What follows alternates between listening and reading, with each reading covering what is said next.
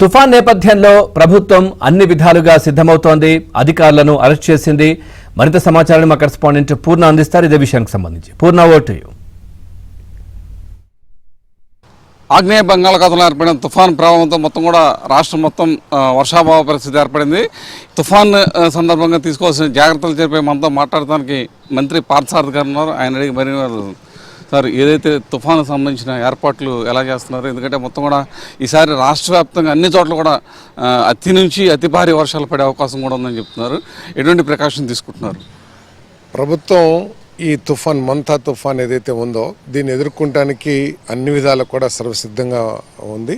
ముఖ్యమంత్రి గారు కూడా వేరే ప్రాంతాలకి పర్యటనకి వెళ్ళినా కూడా ఈ విషయంలో ప్రతి గంట ప్రతి అవర్ కూడా అవర్లీ మానిటర్ చేస్తూ అధికారులకి తగు ఆదేశాలు ఇచ్చారు. ప్రస్తుతం ఈ సైక్లోన్ కాకినాడకి మచిలీపట్నంకి 600, విశాఖపట్నం కాకినాడకి 620-650 కిలోమీటర్ల దూరంలో ఉంది.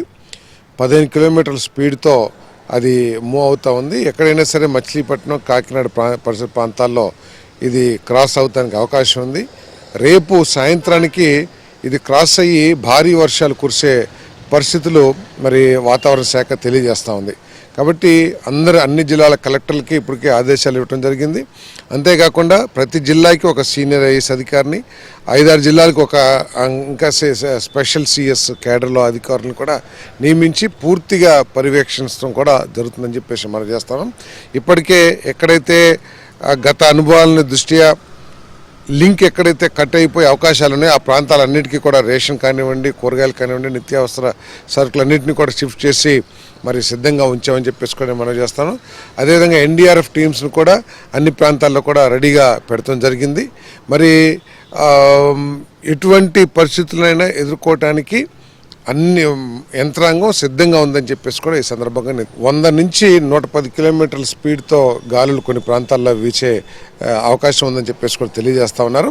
మరి ఈ లోతట్టు ప్రాంతాల్లో ఉన్న ప్రజలు కానివ్వండి, లేదు ఈ హెవీ గేల్ మూలంగా నష్టం జరగదు అంటే మన పూరి ఇళ్ళు కానివ్వండి, లేదా రేకుల షెడ్లు కానివ్వండి, ఇటువంటి ప్రాంతాల్లో నివసించే వాళ్ళందరూ కూడా క్యాంప్స్ ఏర్పాటు చేసి షిఫ్ట్ చేయమని చెప్పేసి కూడా మరి ఇప్పటికే ఆదేశాలు ఇచ్చాం. మరి ప్రజలు కూడా సహకరించాల్సిన అవసరం ఉందని చెప్పేసి మనం చేస్తాను నేను. ఎందుకంటే అప్పటికప్పుడు తుఫాన్ వచ్చిన తర్వాత సమస్య కంటే కూడా ముందే అప్రమత్తంగా ఉండి వాళ్ళని కనుక క్యాంపుకి షిఫ్ట్ చేస్తే ప్రభుత్వం యొక్క లక్ష్యం ఏంటంటే ఆస్తి నష్టం కానీ ప్రాణ నష్టం కానీ జరగకోకుండా సాధ్యమైనంత వరకు మరి అన్నిటినీ కూడా కంట్రోల్ చేయాలని చెప్పేసి కూడా ప్రభుత్వం భావిస్తూ ఉంది. అన్ని విధాలు కూడా సంసిద్ధంగా ఉంది ప్రభుత్వం ఎదుర్కోవడానికి.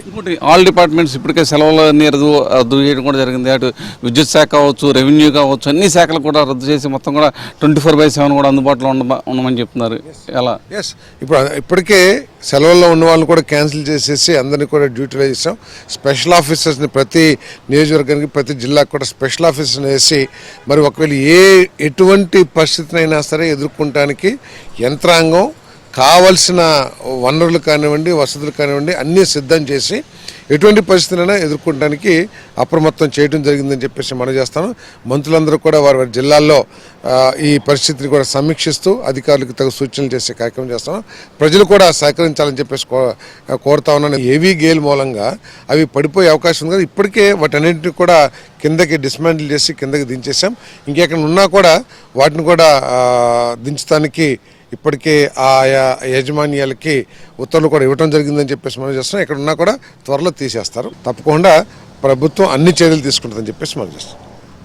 ఇది పరిస్థితి. తుఫాన్ని సమర్థవంతంగా ఎదుర్కొనేందుకు ప్రభుత్వం అన్ని రకాలుగా చర్యలు తీసుకుందని చెప్పి కూడా మంత్రి పార్థసారథి గారు చెప్తున్న పరిస్థితి నెలకొంది. ఇప్పటికే ముఖ్యమంత్రి చంద్రబాబు ఆదేశాలు జారీ చేశారు. ఇప్పటికే చంద్రబాబు ఎప్పటికప్పుడు 24/7 ఆయన కూడా మానిటరింగ్ చేస్తూ ఎప్పటికప్పుడు టెలికాన్ఫరెన్స్, వీడియో కాన్ఫరెన్స్ ద్వారా మొత్తం కూడా ఆ అధికార యంత్రాంగంతో పాటు అటు రెవెన్యూ, అటు విద్యుత్ శాఖ అధికారులను ఇప్పటికే అప్రమత్తం చేయడంతో పాటు 24/7 మొత్తం కూడా సెలవులు రద్దు చేసుకోవాలని చెప్పి కూడా ఇప్పటికే ఆదేశాలు జారీ చేయడంతో మొత్తం కూడా రాబోయే 3 రోజులు చాలా క్రుషియల్ పీరియడ్. అందుకని అందరూ కూడా చాలా జాగ్రత్తగా వహించాలని చెప్పి కూడా ప్రభుత్వం అయితే సంబంధిత అధికారులకైతే ఆదేశాలు జారీ చేయడం జరిగింది.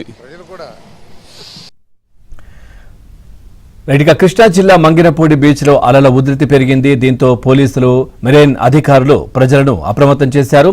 బీచ్ లోకి పర్యాటకులను నిషేధించారు. ఇక ఇప్పటికే మత్స్యకారులు వేటకు వెళ్లకూడదని ఆదేశాలు కూడా జారీ చేశారు. వేటకు వెళ్లిన మత్స్యకారులు తిరిగి రావాలని హెచ్చరించారు.